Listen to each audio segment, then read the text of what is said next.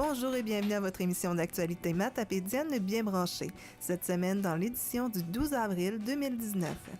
L'organisme de bassin versant Matapédia Restigouche vous invite au sommet sur les eaux de ruissellement les 24 et 25 avril prochains à Causapscal. Rémi Massé s'est rendu à Sainte-Florence pour annoncer l'aide financière de différents projets pour aînés. De jeunes scientifiques d'Amqui et Causapscal ont été récompensés dans le cadre d'Expo Sciences et Génie inventif. Les organismes communautaires de la vallée pourraient gagner 500 $ en se présentant à l'Assemblée générale de la Caisse Desjardins Vallée de la Matapédia. Vincent Dufour commente le dossier des bouteilles consignées. Moisson Vallée met en place le programme SOS Collation et Repas. Et finalement, nous vous donnons les résultats du tournoi régional en badminton et nous vous annonçons le championnat provincial qui se déroulera également à Amqui et Sébec les 26, 27 et 28 avril prochains.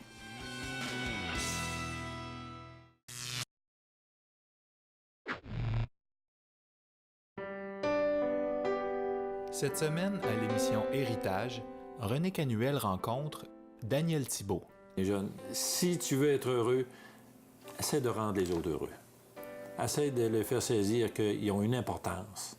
Dès vendredi, l'émission sera diffusée chaque jour aux heures suivantes.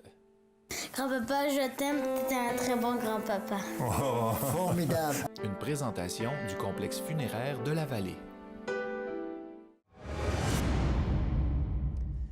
Avec toute cette neige qui nous entoure, savoir gérer le ruissellement, ça peut être très important dans la vallée. Et bientôt, il y aura un sommet à ce sujet. Alors, nous en discutons avec deux responsables de l'organisme de bassin versant. Valérie, il y a un sommet qui est en train de se préparer. Mais d'abord, j'aimerais que tu me parles, qu'est-ce que vous avez fait sur le terrain avec les municipalités? L'été passé, puis l'autre été d'avant, sur le ruissellement urbain, donc nos projets sur le ruissellement urbain, on a intégré, on a travaillé avec les 7 municipalités là, de Val-Briand jusqu'à Matapédia, ceux qui sont riveraines de la rivière Matapédia.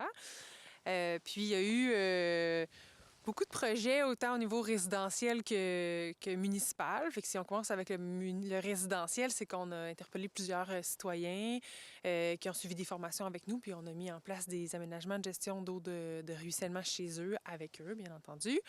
Puis au niveau municipal, on a fait la même chose à Val-Briand, à Lac-aux-Saumon. Donc, on a fait des aménagements de gestion de l'eau de pluie dans la marina de Val-Briand, puis au débarcadère de Lac-aux-Saumon. Donc, il y a encore des aménagements à peaufiner, disons, de la plantation et tout ça à faire cet été, mais le gros a été fait l'été passé.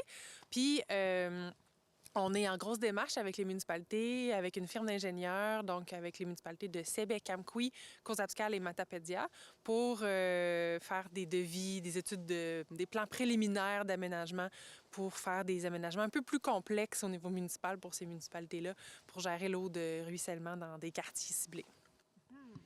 Et là, vous avez interpellé des représentants des municipalités pour un sommet qui s'en vient.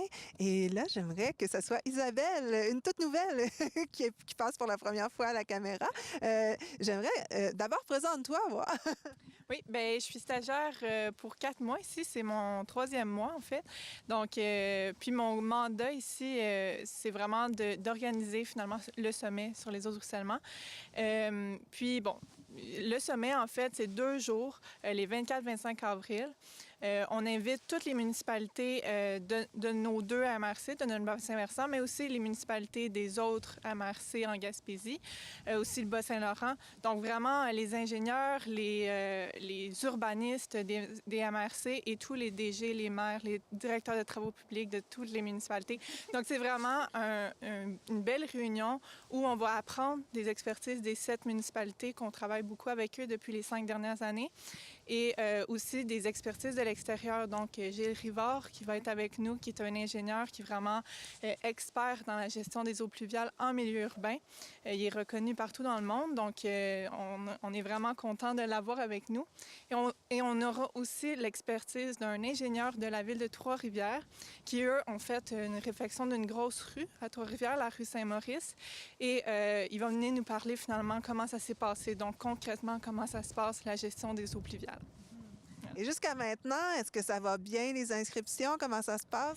Oui, bien, on est super contents parce que même, on a envoyé une invitation vraiment très large et il y a même d'autres organismes de bassin versant de quand même assez loin, là, plus loin que Montréal, qui vont venir jusqu'ici pour apprendre de prendre prendre connaissance finalement des outils qu'on a créés, puis apprendre aussi des municipalités d'ici, donc que peut-être que l'expertise va se rendre dans les autres municipalités au Québec.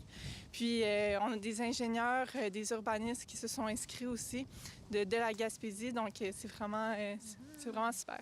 Un bel échange de connaissances. Et c'est où que ça va se passer exactement? Ça va être ici à Causa-Piscale, au centre de foresterie. Donc, c'est vraiment dans le milieu de la vallée de la Matapédia. Donc, c'est vraiment ici que l'expertise est. Donc, c'est ici qu'on va la partager. Et comment ça va se passer exactement? Les heures, tout ça? Est-ce qu'il faut s'inscrire pour, j'imagine, le dîner ou les... Oui. Donc, les 2 jours, c'est de 9h à 16h. C'est ça, il faut s'inscrire, c'est sur inscription obligatoire. Tout est sur notre site Internet puis sur Facebook. Sinon, on organise aussi un 4 à 7 le mercredi, le 24 avril. Et ça, bien, c'est vraiment ouvert à tous, c'est gratuit. Il y a une consommation gratuite puis des bouchées. Donc, on veut vraiment inviter tout le monde à venir voir finalement qu'est-ce qui a été fait et à venir apprendre si, par exemple, il y a des citoyens qui sont intéressés à se faire un jardin de pluie à la maison. Ils vont pouvoir venir apprendre de ceux qui l'ont déjà fait, donc comment ça se passe, tout ça, puis voir que finalement, c'est pas si compliqué que ça. Donc, on t'appelle tout simplement? Exactement, mais oui. Et, sinon, on peut procéder par courriel aussi. Exactement. Ton adresse? C'est isabelle@matapediarestigouche.org. Alors, merci beaucoup, puis on vous souhaite un sommet fort, instructif. Merci. Tous les liens d'inscription, aussi les formulaires d'inscription sont sur notre site Internet, obvmr.org ou matapediarestigouche.org. C'est facile de trouver. C'est assez évident. On a mis ça en évidence. Merci à vous deux. Merci. Merci à vous. Le 14 mars dernier, M. Rémi Massé était de passage à Sainte-Florence afin d'annoncer le soutien du gouvernement du Canada pour des projets communautaires visant les aînés. Merci de nous accueillir ici à Sainte-Florence. C'est une belle opportunité. Ça fait trop longtemps que j'étais passé.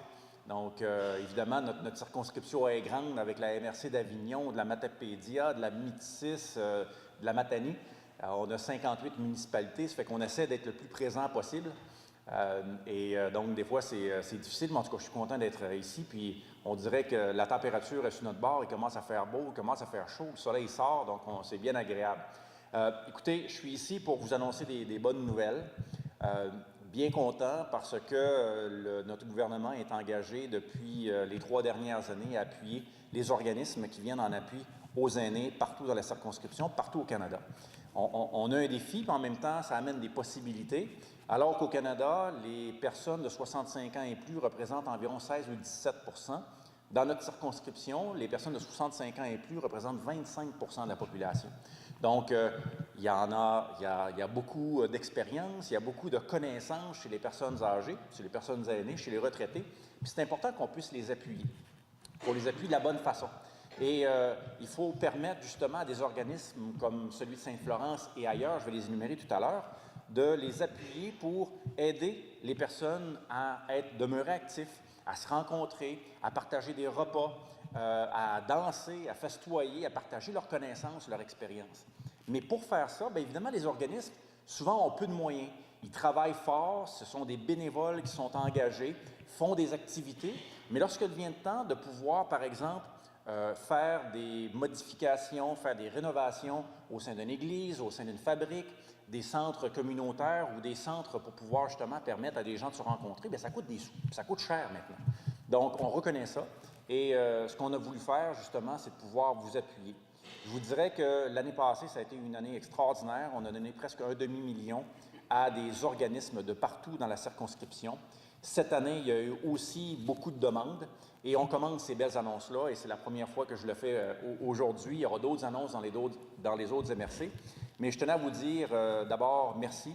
Si je suis ici avec vous aujourd'hui, c'est parce que vous avez travaillé fort, tous les bénévoles qui sont impliqués. Moi, j'ai la belle job et je vous avoue que je me sens un peu mal à l'aise de le faire ici à l'Église, sur cette tribune-là. Je ne suis pas habitué, c'est la première fois, Mme Plante, là, qu'on me donne une tribune dans une église. Là. Bref, j'ai un peu de nervosité.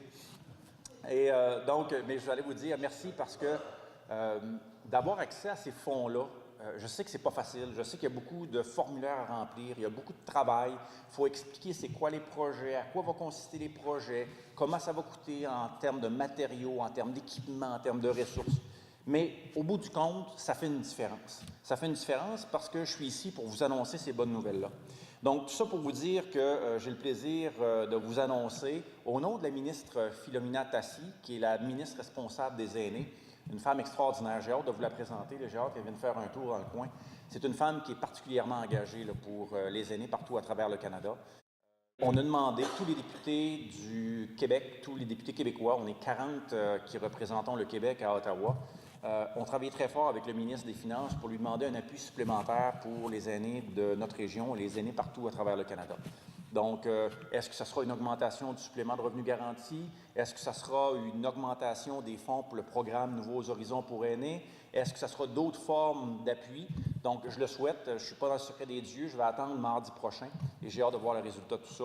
Mais on va continuer clairement à appuyer les aînés partout à travers le Canada, ici au Québec, parce que vous êtes important, parce que les connaissances que vous avez, l'expertise que vous avez, c'est important de la partager, c'est important qu'on travaille avec vous pour rester actif, faire toutes sortes d'activités.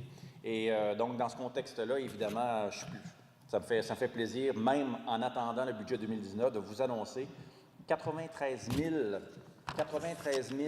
582 $ pour 6 organisations de la Matapédia. Évidemment, je vais commencer par les premiers, Sainte-Florence. Donc, 2 organisations de Sainte-Florence qui reçoivent des sous. La Fabrique, évidemment, qui nous accueille. Donc, 21 760 $. Et je vais laisser Mme Plante expliquer à quoi va servir les fonds. Et s'il y en a d'autres par après qui veulent expliquer pour leur municipalité à quoi va servir les fonds qu'on annonce, ça va me faire plaisir de vous céder la parole aussi. Donc, la Fabrique de Sainte-Florence, 21 760 $. Je vous ai révélé le punch un peu. Là. Il y a du travail qui se fait à la Fabrique. Vous irez voir ça, c'est très joli. Ensuite de ça, le Club des 50 ans et plus de Sainte-Florence, une contribution de 19 000... Là, je vieillis, il faut que j'enlève mes lunettes. De 19 080 $, encore une fois, pour remplacer des planchers, des fenêtres, et puis, encore une fois, le travailler au niveau de l'électricité. Ensuite, le Club des 50 ans et plus de Saint-Alexandre-des-Lacs, 25 000 $. Le club, l'Association pour l'avenir de Saint-Moïse, 17 440. Et là, les journalistes, là, je vais tout vous donner ça tout à l'heure, ne vous en faites pas. Là. Le Conseil des chevaliers de colons de la rivière Omkoui à Saint-Léon-le-Grand, 8 300 $. Et le dernier, le Cercle des fermières de Saint-Damas, 2 002 $. Donc, pour un total, comme je le disais, de 93 582 $. Donc, encore une fois, félicitations. Ce sont des sommes qui sont importantes. Et des fois, vous savez, on fait des grosses annonces, ça, 1 million, 2 millions, 3 millions, des fois c'est 10 ou 15 ou 20. Bon, moi, je suis content de les faire, évidemment, parce que c'est beaucoup de sous pour notre région. On en a besoin pour le développement économique, social et culturel. Je vous dirais que depuis 3 ans, depuis qu'on a été élu, on travaille fort. M. Bouliane, vous le connaissez, c'est un gars qui est engagé, qui travaille 7 jours sur 7, qui est présent, qui vous rencontre. Il fait un job extraordinaire. Si lui n'était pas là, c'est sûr que je ne serais pas ici aujourd'hui. Donc, il vous rencontre, il vient nous voir, il dit « Monsieur Massé », ben, il ne dit pas « Monsieur Massé », il dit « Rémi ». Il dit « Rémi, il y a un tel projet, il faut regarder ça ». Ça fait qu'il nous met en contact avec vous et ça fait toute une différence. Même chose pour René-Jean. René-Jean Saint-Pierre qui est en arrière, c'est mon attaché politique à Matane. J'ai une belle équipe qui me suit et c'est grâce aussi à ces personnes-là qui travaillent en collaboration avec vous qu'on est en mesure de faire ces belles annonces-là. Donc, tout ça pour vous dire qu'on continue le travail. On a, depuis les 3 dernières années, investi juste dans la région, là, juste dans la région, c'est-à-dire les 4 MRC, 160 millions $. Là, je dis 160 millions, René-Jean, il va me corriger parce que hier, on était à Maria, on a annoncé 120 000. J'étais juste avant à Matane, encore un autre presque 100 000 piastres. Donc, tous les jours, ça augmente un peu plus. Et en plus, je termine là-dessus, on a créé 221 emplois du gouvernement fédéral dans la région. Donc, en 3 ans, moi, je vous avoue que je suis vraiment content. Vous voyez des fois les nouvelles, là, ce qui se passe à Ottawa. Là, des fois, il y a des petites crises politiques qui se passent. Évidemment, les médias aiment ça. Comment dire, ça fait vendre des journaux, ça fait parler les gens. Mais cassons-nous pas la tête avec ça. Moi, je suis là pour travailler pour vous donner un coup de main. Puis les réalisations sont là. Et évidemment, il y a une campagne électorale qui s'en vient, comme vous savez. Donc, au mois d'octobre, vous aurez un choix à faire. Puis si vous êtes satisfait du travail que je fais, bien moi, je vous offre mes services encore pour un autre 4 années. Puis dans ces 4 années-là, bien, j'espère être capable de venir aussi souvent que possible à Sainte-Florence pour vous annoncer d'autres bonnes nouvelles. Ça fait que sur ce, je vous remercie énormément. Félicitations pour le travail que vous faites. Les subventions des projets des Nouveaux Horizons que les 50 ans ont reçus et la fabrique vont permettre d'améliorer la qualité de vie de nos aînés. Je vais commencer avec la fabrique, le projet, nous avons ajouté 2 toilettes, dont une adaptée. Et on va installer aussi des tirants en acier pour retenir l'ouverture des murs à cause de la pesanteur du toit. À ce moment-là, on va avoir des lieux plus sécuritaires et on va être en mesure de faire des événements pour amuser les gens de Sainte-Florence et des alentours. Pour les 50 ans plus, au sous-sol, on aménage une cuisinette. On va faire des repas conférences qu'on aimerait... le nom est Cuisinons et Jason. OK, là, je vais trop vous en dire, là, je vais vite. Et puis, ça, on aimerait inviter des intervenants sociaux ainsi que des conférenciers à venir informer nos aînés sur les ressources auxquelles ils ont droit. Ça fait que pour mieux vivre chez eux et rester en sécurité chez eux. Nos projets auront pour effet d'augmenter la participation des aînés, encourager l'inclusion sociale et aussi briser l'isolement. Sans l'appui du gouvernement fédéral, ces projets n'auraient jamais eu lieu. Monsieur Massé, au nom de la comité des citoyens de Sainte-Florence, on vous dit un gros merci à vous et à votre équipe. Saint-Moïse a eu un beau projet. Il était présenté avec 2 volets. Un volet pour l'informatique et un volet pour la cuisine. La cuisine, c'est très populaire. Il faut bien manger, oui. Tout ça. C'est qu'un volet informatique, c'est que la municipalité nous met un local à notre disposition. On va pouvoir acheter des ordi, tablettes, tout ce matériel-là pour aider nos aînés à se familiariser un peu plus. Il y a un petit volet formation qui va avoir avec ça. Et bien, manque intervenant professionnel pour que les petits jeunes viennent montrer aux petits vieux comment utiliser ces beaux appareils. On a le deuxième volet qui est la cuisine. Tu sais, l'année passée ou l'année d'avant, ils ont fait des belles rénovations de notre cuisine à Saint-Moïse, sauf qu'il nous manque des petits équipements pour pouvoir cuisiner comme il faut. C'est qu'avec ce projet-là, on va pouvoir mettre à disposition des organismes, les fermières, les chevaliers de colons qui font des déjeuners, tout ça, du matériel qui va rester là, qui va être très utile et de catégorie qualité supérieure que résidentielle. Ça fait que c'est ça encore que ça va servir. Merci beaucoup tout le monde. Bravo, bravo. Nous, notre projet qu'on a demandé, on a eu un montant de 25 000 $, comme vous voyez. Nous, c'est pour aménager notre cuisine du centre communautaire, puis les changements pour la toilette, puis des changements, en tout cas, pour mettre ça plus accessible. Puis on va faire toutes nos activités ont lieu là, à la salle, comme des soirées de l'âge d'or. On a nos après-funéraires qui vont se faire là aussi à Saint-Alexandre, ainsi que probablement nos déjeuners. Là, on est en discussion avec la fabrique, là, mais ça va bien. On va essayer d'avoir une bonne entente. Là. On a notre maire qui est avec nous autres aujourd'hui, que lui, il nous appuie, puis le conseil municipal nous appuie aussi sur tout ce qu'on a entrepris. Là. Fait qu'on va essayer de continuer comme ça dans la bonne entente, puis ça devrait bien aller. Puis disons que merci beaucoup, M. Massé, parce que sans vous autres, c'est sûr qu'on ne pourrait pas faire ce qu'on a à faire, même que le conseil va nous aider aussi dans ce projet-là, parce qu'on n'a pas assez notre 25 000. Ça nous en prend un petit peu plus. En tout cas, peut-être qu'on sera obligé de demander un autre projet, mais on verra. Bien, merci beaucoup. Merci. Aujourd'hui, nous avions une belle annonce d'une subvention que vous avez reçue au niveau fédéral pour votre municipalité. Dites-moi exactement c'est quoi le projet et en quoi ça consiste pour la municipalité. Oui, c'est un projet qui a été monté, élaboré par le Club de 50 ans et plus. C'est un projet qui est destiné à améliorer notre cuisine, une cuisine qui va devenir dans le bureau, pas dans le bureau, mais dans le centre communautaire. Puis ça va consister à installer là, des équipements le club n'aurait pas pu se payer. Puis même nous autres, au niveau de la municipalité, on va déjà faire un investissement pour, comment on dirait bien ça, jumeler les deux pour être capable que ça devienne une grosse, sans dire une grosse, une bonne cuisine fonctionnelle pour faire beaucoup d'événements qui vont beaucoup être utilisés par le Club des 50 ans et plus et peut-être aussi pour d'autres associations de la municipalité. Et c'est pas tout ce qui se prépare aussi pour votre municipalité. Vous avez déjà 2 jeunes qui vont pour les chutes à Philomène l'été, mais c'est vraiment rendu une attraction phénoménale. Dernièrement, vous en avez vu la réaction des touristes. Oui, bien sûr qu'avec le gros projet que le club de VTT on va appeler ça intronisé parce que c'est vraiment quelque chose de spécial qui s'est passé aux chutes à Philomène l'été passé. Nous autres, au niveau municipal, ça fait plus de 5 ans qu'on prend des statistiques qui nous démontrent un gros achalandage au niveau du tourisme aux chutes à Philomène.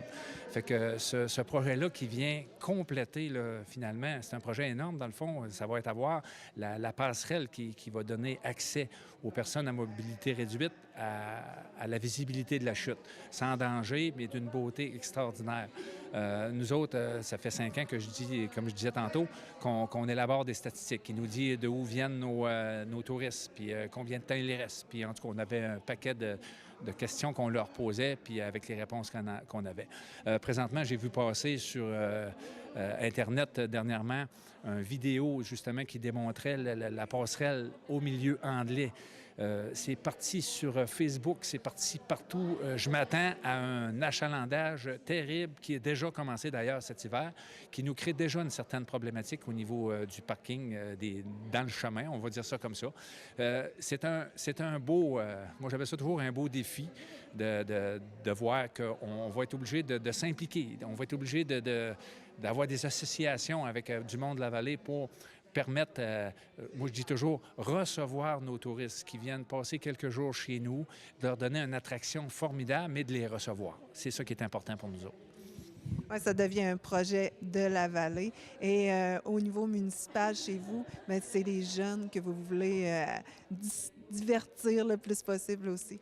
C'est sûr que quand on parle de village, je ne sais pas si je devrais le dire, j'ai perdu ma dévitalisation au niveau provincial. Là, je suis rendu une paroisse vitalisée.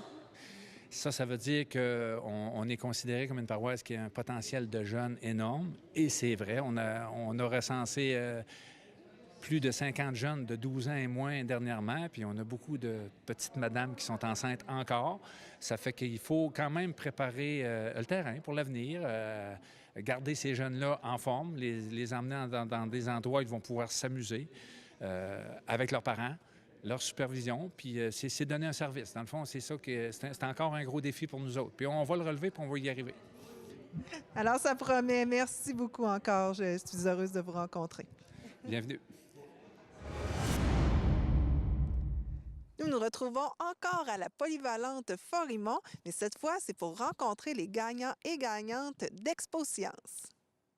Karine, c'est pas la première année que tu supervises des jeunes scientifiques et cette année, bien, ils ont récolté des médailles, des mentions. Dis-moi, comment ça s'est passé? Ah, ça s'est très bien passé. On était à la Pocatière pour la régionale de l'Expo Science et du défi génie inventif.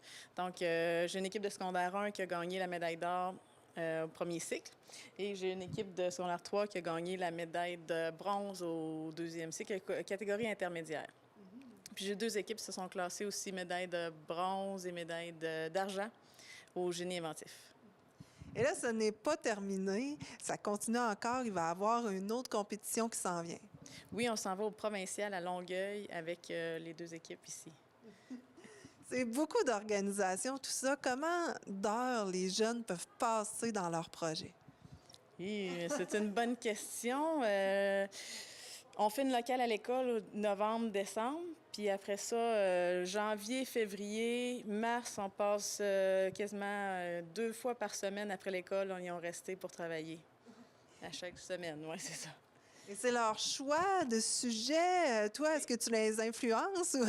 Non, pas du tout. C'est leur choix de sujet. Des fois, je leur propose quelque chose, puis ils partent de ça pour trouver leur sujet. Et pour comme génie inventif, ben c'est quand même des notions que ces jeunes-là doivent avoir avant de commencer leur projet, là. Oui et non. Je te dirais que c'est plus des inventeurs qui essayent des affaires, puis à un moment donné, ils modifient, ça fonctionne pas. Puis c'est des essais-erreurs, mais c'est vraiment parce qu'ils sont passionnés d'aller aux machines, outils et travailler le bois et tout, c'est ça. Est-ce que tu dois les convaincre de participer ou ça vient d'eux naturellement? Ah, ça vient d'eux. Même, il y en a une qui m'a dit, cet été, elle m'écrivait des textos pour me dire « C'est-tu un bon sujet d'expo science? Penses-tu que je devrais prendre ça? » Là, je suis en vacances, mais oui, tu pourrais prendre ça. Fait que déjà, au mois de septembre, ils arrivent puis ils ont leur idée de ce qu'ils veulent faire. Et là, ben c'est ça, ça continue. Donc, on va revenir vous voir, évidemment. Mais avant, ben, on va interroger les jeunes un peu là, pour savoir comment ça a été dans leur projet. Merci. Parfait, merci. Les filles, vous avez participé à Expo Science et vous avez gagné quoi, finalement? On a gagné la médaille d'or junior, puis le prix Antidote. Et dites-moi, comment vous avez présenté la Lune à Expo Science pour que vous gagniez justement votre prix? Bien, on était naturel, puis on essayait de les expliquer en même temps, pas lire, mais de présenter en même temps. Puis avec une maquette. OK. Une maquette de la Lune? Ouais, avec aussi juste une terre, là. Parce que, genre, en fait, il y avait la Terre, puis on la séparait en deux, puis la Lune, elle sortait. C'est genre pour une hypothèse. Une hypothèse? C'est l'hypothèse 2. Ben, en fait, c'est un astronaute anglais. Puis, selon lui, la Lune a été arrachée de la Terre grâce à une force centrifuge. Fait qu'on faisait la Terre, elle s'ouvrait, puis la Lune, elle sortait.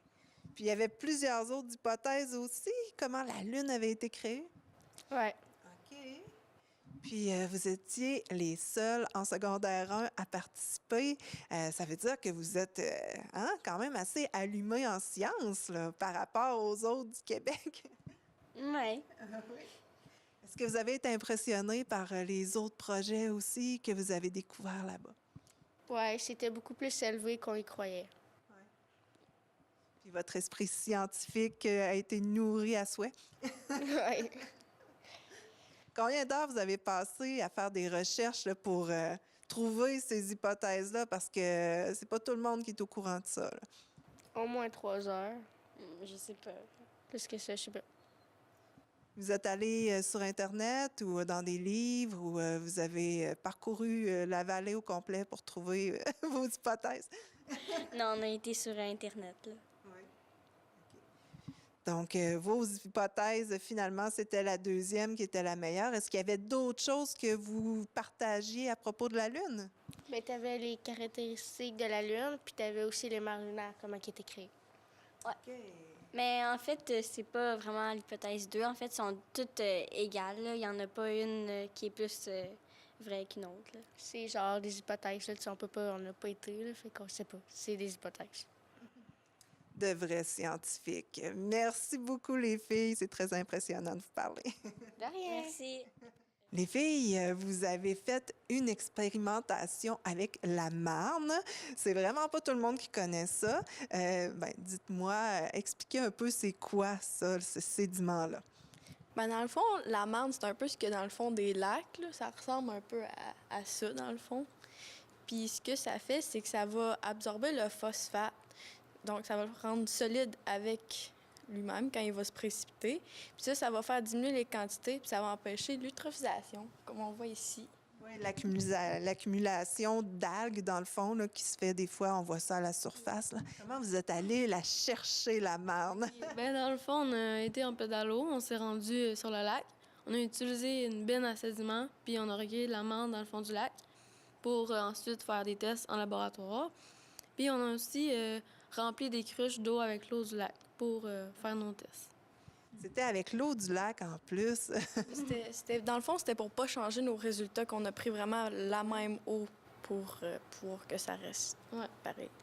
Et finalement, vos résultats ont été concluants. C'est une découverte qui pourrait servir à l'organisme de bassin versant. Bien, en effet, on a vraiment vu, admettons, nos résultats de phosphate, que ceux qui avaient beaucoup plus de marne avaient beaucoup moins de phosphate, contrairement à ceux qui avaient juste l'eau du lac. Donc, votre hypothèse, finalement, ça serait quoi pour éliminer le phosphate dans certains lacs? Ben, notre hypothèse, c'était que plus il y avait de marne, moins il y avait de phosphate. Est-ce qu'on pourrait prendre des sédiments de marne et les amener dans des lacs problématiques? Ça serait quelque chose qu'on aimerait voir parce qu'on sait que la marne, ça prend beaucoup de caractéristiques pour qu'il puisse absorber le phosphate. Donc, on aimerait voir si on serait capable de le transférer dans d'autres lacs. Très intéressant. Et c'est pour ça que vous avez gagné. On a gagné un prix de l'organisme L'Ordre des chimistes des chimistes du Québec. Ouais. Puis on a gagné la deuxième place. Troisième place. Dans notre catégorie. Ouais. Puis on a été sélectionnés pour aller aux provinciaux. Et là, ben, vous allez mettre le paquet. Là, vous avez vraiment déjà une belle présentation. Est-ce que vous apportez d'autres choses avec vous? Je ne sais pas, vos petits pots de marne ou... Non, on n'a pas de... On aurait aimé ça, mais on n'a pas d'échantillon de marne.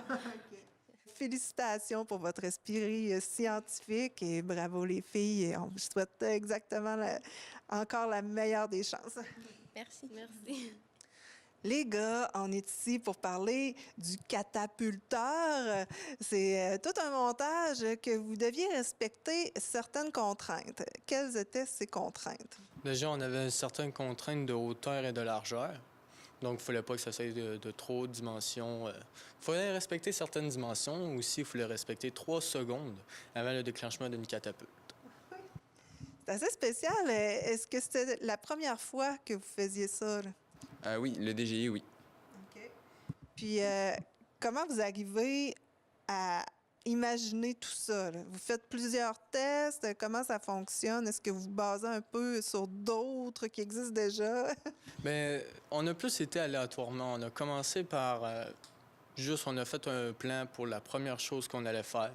Et au fil du temps, on a rajouté des choses pour que ça prenne plus de temps pour respecter nos 3 secondes et nos dimensions. Et là, quand vous êtes arrivé là-bas, comment ça se passe? Là, vous faites votre démo, puis il faut que ça fonctionne là. Puis c'est quoi, comment ça fonctionnait exactement, là, le circuit? Là? Est-ce que je peux avoir une démonstration? Bien, on peut vous présenter les choses. Premièrement, il faut mettre la bille ici. Fait que là, quand on déclenche ça, je vais faire une démonstration juste après, elle roule, ici elle tombe, puis le fait que le plein est incliné, comme ça, ça va faire qu'elle va tourner plus vite. Puis ça veut dire que c'est là que nos 3 secondes se passent. Puis au début, ça, c'était juste pour pas que la bille tombe. Mais vu qu'on l'a mal collé, ça a fait que ça a incliné le plan, puis c'est comme ça qu'on a réussi à faire nos 3 secondes. Fait que c'est juste un hasard. Ensuite, elle roule jusqu'ici. Ici, une trappe à souris que la bille déclenche, qui va déclencher la catapulte ensuite. Est-ce qu'il y a possibilité de le voir, là? Ouais, tu peux le déclencher. Ouais. Donc, tout d'abord, on va commencer par déclencher la catapulte. Ben oui, la catapulte et la trappe à souris.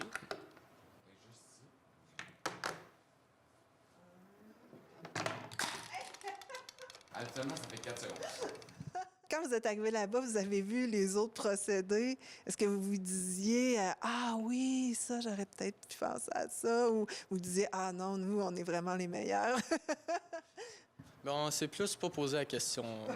On n'a juste pas pensé à ça. OK. Ouais. Pas de comparaison. On espère juste que notre catapulteur fonctionne bien. Et puis, allez-vous le refaire l'an prochain? Ah, sûrement. Si on gagne le local à Forimont, ben, sûrement. Si on a la chance de le faire, oui. Ça a été une belle expérience. Est-ce que ça donne le goût de s'en aller en construction? Ben oui, non. Ça dépend.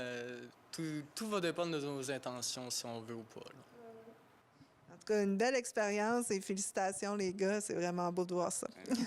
Merci. Vous avez participé quand même à Expo Science, mais c'est à Génie Inventif que vous avez eu un beau prix. Le prix de quoi exactement? On a eu, dans le fond, la 2e place au défi Génie Inventif, puis on a aussi eu le prix du meilleur rapport. On a eu 99 %. 99 c'est pas rien là, pour le rapport écrit. Félicitations à vous deux. Et dites-moi, comment vous en êtes arrivé à ce circuit? Bien, dans le fond, on a commencé par trouver les événements qu'on voudrait faire. On a commencé par faire ça. On a réfléchi un peu à l'aspect de qu'est-ce qu'on voulait, à quoi ça ressemble. Puis on a essayé comme de mettre des idées sur nos images dans notre tête. Puis ça a comme créé ça un peu, mais c'était plus complexe parce qu'on a 2 cerveaux. Fait que c'est sûr que là, c'est... On voulait pas tous les deux la même chose des fois. Est-ce que vous aviez déjà travaillé ensemble sur d'autres projets? Oui, bien, comme en classe, on travaille tout le temps ensemble. On forme tout le temps une équipe en classe. Puis, ben, Expo-science. Oui, Expo-science, c'était comme un travail ensemble encore. Fait qu'on apprend à se côtoyer, puis on travaille ensemble aussi. Fait que, à notre travail. Là, je vois qu'il y a beaucoup d'éléments. Un rouleau de papier de toilette, des CD, tout ça, c'était des matériaux que vous avez imaginés à force de faire des essais ou c'était déjà un peu ce que vous vouliez? Je savais pas trop au départ, mais moi, j'aime ça aussi récupérer un peu. Puis c'est comme on a vraiment décidé de prendre du bois parce que c'est quand même l'aspect principal qu'on voulait mettre. Puis je voulais comme que ça soit comme ça, là. Ouais. Puis dans le fond, toutes les affaires qu'on a, c'était comme dans un gros bac avec plein de... Puis dans le fond, c'est en voyant ça, on a pensé à faire toutes les affaires comme... OK. Mais justement, cette partie-là, la bille, elle peut circuler où elle veut, finalement. Le temps doit changer en fonction de ça. Oui, des fois, ça change. Ça arrivé une fois que ça avait pas arrivé à 5 secondes. Mais aussi, la plupart du temps, c'est correct. Mais tu sais, ça nous permet quand même de sauver du temps parce que, tu sais, ça descend, Ouais, puis... ça rajoute du temps. Ça rajoute du temps aux 5 secondes qu'on doit quand même faire, là. Alors, on attend tous de voir la démonstration. Est-ce que c'est possible de nous en faire une présentement? Oui, c'est possible. Oups.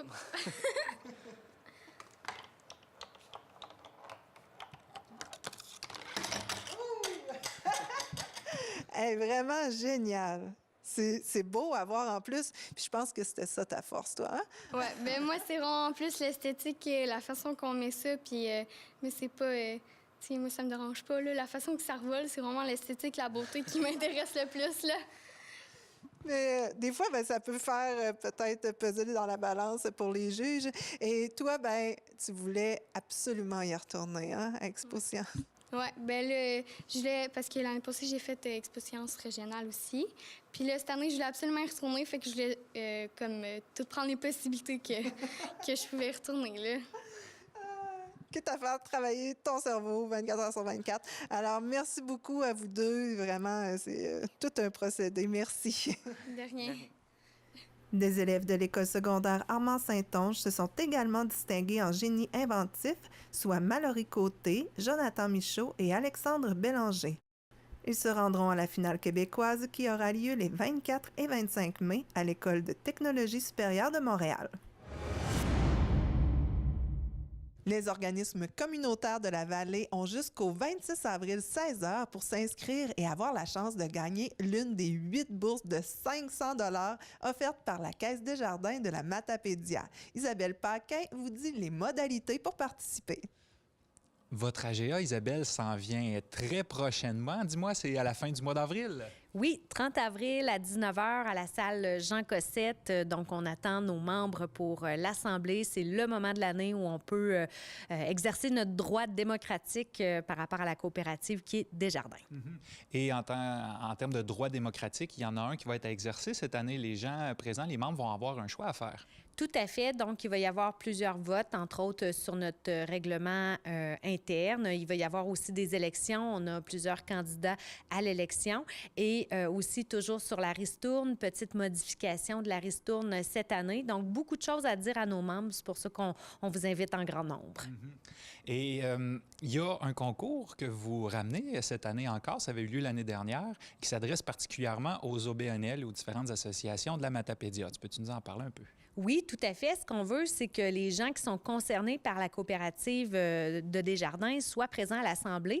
Alors, si on vient représenter un organisme, ça nous prend au moins 3 personnes qui sont membres Desjardins et qui sont impliquées dans un organisme. On peut s'inscrire en ligne sur le site Internet de la Caisse, desjardins.com/Caisse Vallée de la Matapédia. Le formulaire est là et les gens remplissent le formulaire, disent pourquoi ils aimeraient gagner une bourse. Il y a 8 bourses de 500 $ à gagner. Et alors, c'est très intéressant pour les organismes qui sont toujours à la recherche de moyens de financement. Et en même temps, bien, vous êtes représenté à l'Assemblée. Vous pouvez avoir l'information là, de l'Assemblée générale annuelle. Alors, on vous invite à participer en grand nombre. En grand nombre. Et en terminant, bien, on va rappeler, c'est le 30 avril prochain à la salle Jean Cossette. À quelle heure on commence ça? À 19 h, on vous attend. Puis, on va avoir plein de belles surprises encore une fois pour vous. Venez nous voir. Merci beaucoup, Isabelle. Merci. La Régie intermunicipale de traitement des matières résiduelles est responsable du traitement et de la diffusion de l'information relative à une saine gestion des matières résiduelles. Voici M. Vincent Dufour, coordonnateur. Vincent, aujourd'hui, on va parler des consignes. On parle évidemment du verre, les bouteilles de verre, bouteilles de vin, bouteilles de bière, bouteilles de tout genre. Donc, c'est pas toujours évident de savoir qu'est-ce qui va se passer avec ça une fois que ça a été au bac bleu.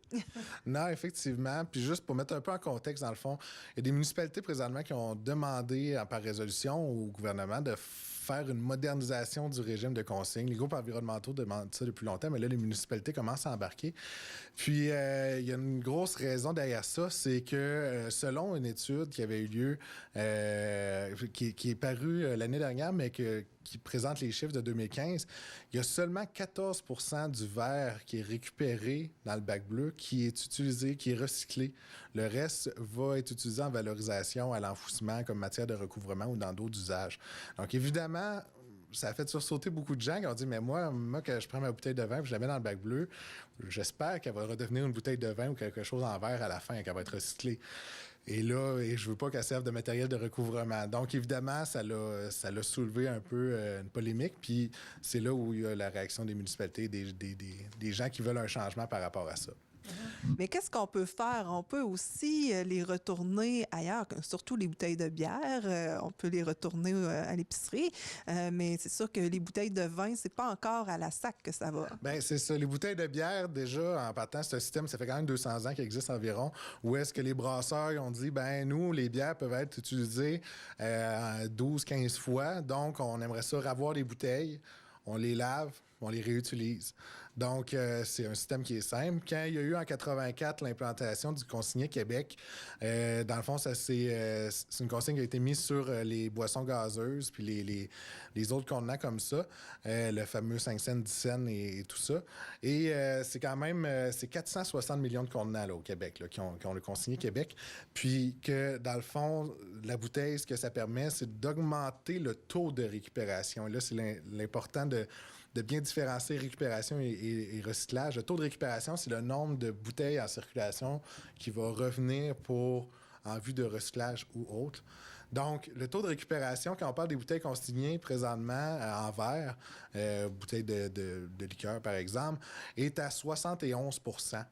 Et lorsqu'on parle, par exemple, des bouteilles de vin qui ne sont pas consignées ou des spiritueux, qui représentent quand même 220 millions de bouteilles, là, c'est pas un petit chiffre. On parle d'un taux de récupération de 84 %, donc dans le bac bleu. Donc, le bac bleu est plus efficace pour ramasser les bouteilles que la consigne actuellement. Donc, si on parle comparatif, le problème qu'on a, pour revenir à notre 14 % qu'on a parlé tantôt, c'est que oui, on en ramasse plus, mais le problème, c'est qu'une fois rendu dans le bac bleu, il y a seulement 14 % qui sont recyclés.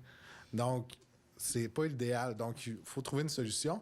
Une de ces solutions-là, en fait, d'abord, il faut dire c'est quoi le problème. Le problème, c'est la contamination. Le problème, c'est que ta bouteille de vin, quand, par exemple, elle va dans le bac bleu, ramassée dans le camion, évidemment, le verre se fait casser. Et ça arrive au centre de tri. Le centre de tri est équipé pour trier le verre, faire sortir ça du lot. Le problème, c'est que c'est un tri par tamis, donc Quand le verre sort, ben, ça fait des morceaux de verre d'un demi-pouce de diamètre. Mais il n'y a pas juste ça que ce diamètre-là, les bouchons, des petits morceaux de métal, du papier, des choses comme ça, qui finissent par contaminer le verre. Et donc, c'est dur après ça de dire à un recycleur, ben, prends mon verre pour le recycler parce qu'il y a trop de contaminants. D'où pourquoi c'est utilisé dans d'autres solutions comme, par exemple, en recouvrement dans les lieux d'enfouissement. Donc, une des solutions qui est proposée, c'est une consigne. Consigne, on va dire, peut-être qu'on va en récupérer moins, mais au moins 100% de ce qu'on va récupérer va être recyclé. Et là, c'est quand même... Là, il y a un calcul à faire parce qu'implanter ça, évidemment, ça a un coût. Il faut que les SAQ, par exemple, soient capables de pouvoir... SAQ, dépanneurs et autres, points de dépôt, soient capables de les ramasser. Faut financer ça un peu, ce système-là. Il y avait une étude qui avait été faite en 2017 qui disait que de 20 à 25 cents par bouteille de 750 millilitres serait suffisant pour financer ce système-là. Donc, c'est pas infaisable. Puis surtout quand on pense que présentement, quand vous achetez une bouteille de vin à la SAQ, vous payez déjà un 10 cents sur cette bouteille de vin-là. Vous le voyez pas passer, évidemment, mais qui sert à financer le système de collecte et de recyclage. Donc, il y a déjà... Vous payez déjà un montant. Donc, on parlerait juste d'une petite augmentation qui probablement vous verriez même pas passer.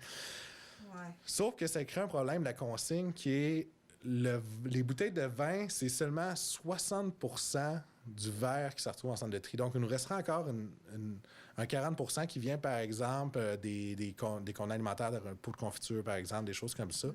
Donc, qu'est-ce qu'on fait avec ce verre-là? Il y aurait un questionnement à avoir, mais déjà, quand même, on pourrait dire, ben 60% de ce verre-là, au moins, on est sûr qu'il est à 100% recyclé. Mais dans votre outil d'aide au tri, par exemple, est-ce que vous dites d'envoyer nos contenants chez Moisson Vallée? Bien, c'est ça, évidemment, quand on met en application, on parle des 3 R. Donc, évidemment, réduction à la source, donc on évite de consommer. Réutilisation, c'est hiérarchique, qui arrive en deuxième. Donc, si on peut réutiliser le contenant, c'est encore mieux. Donc, évidemment, un contenant, un bocal en verre, s'il peut être utilisé, par exemple, chez Moisson Vallée, bien, c'est encore mieux, ou même à la maison. Puis, troisièmement, le recyclage. Puis après ça, il y a le V, là, qui est valorisation. Donc, on essaie de faire ça dans l'ordre. Puis là, d'où on arrive à... Si la consigne, on peut l'implanter, mais si on a un meilleur taux de récupération dans le bac bleu, peut-être que c'est un problème technologique. Peut-être qu'on pourrait résoudre ça dans les centres de tri, d'améliorer, de réduire le taux de contamination. Et là, il y a Éco-entreprise Québec, qui est l'organisme qui, dans le fond, sert à financer la collecte du bac bleu parce que, dans le fond, mon entreprise, moi, je fais des boîtes de carton. À chaque boîte de carton, je paierais un montant à Éco-entreprise Québec qui, eux, redonneraient ça aux municipalités pour financer la collecte. Placer en contexte Éco-entreprise qui ils sont. Et donc, Éco-entreprise Québec, eux, ont implanté en 2016 un programme qui s'appelait Vers l'innovation. Dans 5 centres de tri du Québec, ils ont mis des équipements afin de favoriser un meilleur tri du verre. Donc, c'était par pulsation sonique, où est-ce que ça défait le verre en infimes petites particules, mais sans briser, par exemple, les bouchons en plastique, sans le papier, tous les contaminants qu'il pourrait y avoir. Donc, après ça, tu passes ça dans un tamis, puis il y a juste du verre. Selon eux, ils atteindraient, selon les analyses préliminaires, un taux de pureté à 97%. La question, c'est est-ce que c'est suffisant pour recycler? Et après tout ça, est-ce qu'on serait capable d'atteindre un taux de recyclage qui est assez grand pour être plus performant que si on faisait une consigne? Ça, c'est une énorme question. Et l'autre question, à quel coût? Oui, c'est très intéressant là, quand on se met dans le problème un peu. Là. C'est tout ça qui est à l'étude. Évidemment, la consigne, c'est parce qu'on est déjà rendu loin. Ça fait longtemps qu'on en parle. Puis c'est quelque chose qu'on pourrait implanter déjà. Mais les solutions technologiques, c'est ça. Ça arrive. La question, c'est est-ce que ça va arriver assez vite? Parce qu'évidemment, en tant que citoyen éco-responsable, on veut une solution maintenant. On veut que le problème est maintenant, il faut le résoudre. Donc, et par l'implantation de la consigne, on pourrait le résoudre. Donc, peut-être que dans les prochains mois, espérons-le, il va y avoir une solution mise sur la table par le gouvernement qui va être adéquate pour résoudre ce problème-là. Très intéressant, Vincent. Et puis, on va suivre le dossier, évidemment. Merci beaucoup. Puis, on se dit à la prochaine fois. Pour de l'information sur votre bac bleu, bac brun, écocentre, point de dépôt et plus encore, visitez le www.ecoregie.ca ou encore téléphonez au 88 629 2053, poste 1138. Passons maintenant à une annonce importante pour les plus démunis de notre région, le programme SOS Collation et repas de Moisson-Vallée. En mai 2017, il y avait eu une campagne de financement pour Moisson-Vallée Matapédia. Le conseil d'administration avait organisé une campagne de financement qui avait eu un grand succès, puis on se questionnait quoi faire avec ces sous pour pas que... Dans le fond, on ne voulait pas que ce soit pour les services réguliers de Moisson-Vallée. Alors, on s'est dit qu'on lançait le programme SOS Collation et repas. Dans le fond, ces argents-là vont servir pour acheter des collations et payer des repas dans les 3 polyvalentes et des collations dans toutes les écoles primaires, les polyvalentes, le CEMEC, 3 organismes. Fait que tous ces gens-là vont avoir une livraison de soit 60 ou 100 collations, dépendamment de la grandeur de l'école. Fait qu'ils vont recevoir une livraison à chaque mois. C'est un projet qui va durer pour 3 ans. L'objectif, c'est vraiment d'aider nos jeunes à favoriser une saine alimentation et de prévenir aussi l'insécurité alimentaire. Donc, les jeunes qui arrivent parfois à la polyvalente, qui n'ont pas de sous, que les parents ont moins de sous, qui n'ont pas un bon dîner, donc l'école peut offrir un repas. C'est vraiment les intervenantes qui gèrent tous ces programmes-là à l'école même. Aussi, avec le Centre de l'action bénévole, on a une collaboration pour payer des repas de la popote roulante pour ceux qui ont de la difficulté à joindre les 2 bouts. Ça, c'est aussi le Centre d'action bénévole qui va gérer ce programme. Je laisserai la parole à une membre du conseil d'administration, Mme Sarah Lacombe.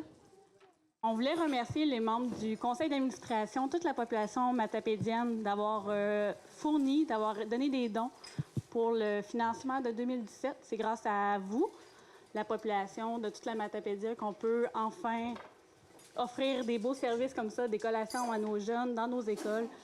Donc, c'est un gros merci de la part du conseil d'administration. Après le championnat provincial de judo, Amqui et Sébec accueilleront le championnat provincial de badminton. Définitivement, la Vallée se veut l'hôtesse de l'élite sportive au Québec. Voici Claude Lavoie. Claude, on voit que ça joue fort ici derrière toi. C'est parce qu'ils sont en préparation pour le régional. Ça s'en vient. Explique-moi là, combien il va y avoir de jeunes qui vont participer ici. Bien, le régional est en fin de semaine ici. Le régional est à Amqui. Puis cette année, on a le régional et le provincial. Cette année, si on regarde un peu le nombre de jeunes qu'il y a, le régional est quasiment aussi gros, sinon plus, que le provincial. Mais le provincial, il y a plus de petits détails à peaufiner. En fin de semaine, on attend 425 jeunes. Les entraîneurs ne sont pas comptés. Fait qu'on attend à peu près 425 jeunes qui vont venir jouer des îles de la Madeleine aller jusqu'à Pointe-Gamouk. Ça vient ici. Notre club, moi, les jeunes, on est 36. Puis là, j'en ai 2 qui sont partis au ballon-ballet. Il y a un gros championnat au ballon-ballet à Rivière-du-Loup. Fait que là, des sportifs dans la vallée. Oui, c'est des bons sportifs, tout ça. Fait que, c'est ça. Fait que là, on a 34 qui se préparent pour le régional qui est ici en fin de semaine. C'est de quel âge à quel âge? Cette année, j'ai des jeunes de 5e année. Fait que ça va de 10 ans à aller jusqu'à 18. Fait que l'âge maximum pour faire du sport étudiant à la polyvalente, c'est 18 ans. Est-ce que c'est possible d'assister pour le régional? Oui, c'est très possible. Ça commence vendredi soir de cette semaine. Ça commence vendredi vers 6h30. Ça va jouer jusqu'à 10h du soir. Le lendemain matin, on recommence à 8h30, 9h. Puis ça va jusqu'après souper. Puis les finales se jouent le dimanche matin, ici à l'école. Est-ce qu'il y a des bonnes chances que nos jeunes se rendent en finale? Donc, cette année, je ne mets jamais la charrue devant les bœufs, comme ils disent. Là. Mais d'habitude, cette année, mes juvéniles sont bien placés. On a fini premier de la saison avec 84 points en avant de la 2e position. Fait qu'on est très bien placé. Je pense que mon équipe juvénile gars a des grosses chances. Mon équipe mix juvénile a des grosses chances aussi. Non, on est en espérant qu'ils viennent au provincial. Vu que le provincial est chez nous, j'aimerais bien coacher une couple de jeunes à mon provincial ici, dans notre provincial. Vous n'avez pas eu le provincial l'an dernier à cause de la fameuse amiante, mais cette année, vous l'avez. Comment ça se prépare? Est-ce que vous avez assez de bénévoles? Oui, ça va très bien, mais c'est déjà un peu Pour nous, c'est un peu du réchauffé parce qu'en 2016, ça avait très bien été. On avait gagné événement de l'année au gala de l'URLS. Fait que ça avait été super. Fait qu'on prend un peu le copier-coller. Je me rappelle, en 2016, j'avais toutes fait mes affiches qui étaient déjà plastifiées parce que je savais qu'on allait les revoir en 2018. Comme tu dis, avec l'amiante l'an passé, en cancellant, en envoyant ma lettre que, excusez-moi, on ne peut pas avoir à cause d'amiante, j'avais fait la demande de 2019, et que c'était comme ça allait de sourire qu'on allait l'avoir. Puis oui, tout ça va bien, sauf que c'est un petit peu plus gros parce que ça prend 20 terrains, ça se joue juste le samedi. Fait que c'est vraiment... il y a beaucoup de matchs. On utilise 3 terrains à Sébec, à l'école, à Polyvalent de Sébec. On utilise les 9 terrains qu'il y a ici. Puis on monte 6 terrains à l'Arena. Puis ça, c'est comme une primeur parce que il y a juste nous autres, dans le sport scolaire, qui utilisent des terrains synthétiques. En 2016, on avait loué 4 terrains, puis on a acheté 2 terrains. Fait que là cette année, bien, là, on reloue, on fait le même setup, la même chose. Puis là, j'ai hâte de voir parce que là, on a le hic de la glace. Là, ils gardent la glace en dessous. J'espère que ça va bien aller. Mais là, le judo est là en fin de semaine. Fait que ça a super bien été. Fait qu'on se croise les doigts. Puis oui, les bénévoles sont trouvés. Tout va bien. Les parents s'impliquent beaucoup. Il reste quelques petites plages horaires de surveillance à faire. Mais sérieusement, on va avoir un beau tournoi. Et ça va être quoi, les heures pour aller assister? Bien, la cérémonie d'ouverture pour le provincial, le vendredi soir, il n'y a rien. Le vendredi soir, c'est la cérémonie d'ouverture, les jeunes se placent. Ça commence le samedi matin à 8h30 aux 3 endroits. Puis le dimanche, le samedi, c'est toutes les poules, toutes les games de poules qui se jouent à Sébec, à Amqui puis à l'Arena. Ensuite, on arrête pour du souper. Après souper, on s'en va à l'Arena. Tous les quarts de finale se jouent à l'Arena. Fait que le samedi soir, si vous voulez du bon calibre, c'est le samedi soir à l'Arena. Et le dimanche matin, il n'y a rien qui se passe ici, il n'y a rien qui se passe à Sébec. C'est encore tout transféré à l'Arena. Toutes les games finales, toutes les médailles se jouent là. La médaille de bronze, la médaille d'argent, la médaille d'or se jouent sur les tapis synthétiques, justement pour qu'on puisse permettre aux jeunes de vivre cette expérience-là, d'avoir des terrains synthétiques et de jouer sur des terrains synthétiques. C'est ça. Alors, merci Claude de tout gérer ça avec des mains de maître. Et puis, bien, on a bien hâte de voir nos jeunes évoluer. Merci beaucoup. Vous êtes les bienvenus. Fait que venez nous voir. Puis c'est gratuit en plus. C'est vraiment... Fait que c'est juste... Des fois, vous n'avez rien à faire. Puis venir jeter un petit coup d'œil. C'est un sport qui est à découvrir, le badminton. Merci. Voici maintenant les résultats en badminton lors du tournoi régional qui se déroulait à Amqui. Pierre-Émile Lavoie et Alexis Belzile, classés premiers en double juvénile. Chloé Abud et Joël Lepage, premiers en mixte juvénile. Julien Turbide, premier en simple juvénile. Ces derniers obtiennent du coup leur laissez-passer pour le championnat provincial. Daphné Lepage, deuxième en simple juvénile. Samuel Vanet, troisième simple cadet. Rosalie Jalbert et Louis-Alexis Paquette, troisième en double mixte cadet. Ils et elles ont obtenu également 2 bannières, champion juvénile saison section Est et champion régional juvénile. C'est ce qui conclut cette émission. Vous avez vous aussi une nouvelle à annoncer ou un événement à promouvoir? Téléphonez-moi au 88 629 4503 ou écrivez-moi à journaliste@commercialtvcmatapedia.com. Et savez-vous où il y aura le plus de gens au pied carré dans la vallée les 12, 13 et 14 avril? À Val-du-Rhin, ce sera le retour de l'Aquaneige. Une de mes collègues sera sur place pour vous gaver d'images époustouflantes la semaine prochaine, mais le mieux, c'est évidemment de le vivre. Rendez-vous à valdi.ski pour toutes les informations. Mais prenez tout de même le temps de jouer au Télébingo ce dimanche à 12h30. Et si vous voulez encourager notre animateur vedette du Télébingo, Christophe Moquin, allez sur notre page Facebook. Vous y trouverez la vidéo entrevue d'embauche pour laquelle vous pouvez voter avant le 14 avril. Vous passerez une excellente semaine après une bonne action comme ça. À la semaine prochaine. Informatique Bar-Est assure l'entretien du parc informatique de votre TVC. Informatique Bar-Est offre un service informatique résidentiel, commercial et industriel.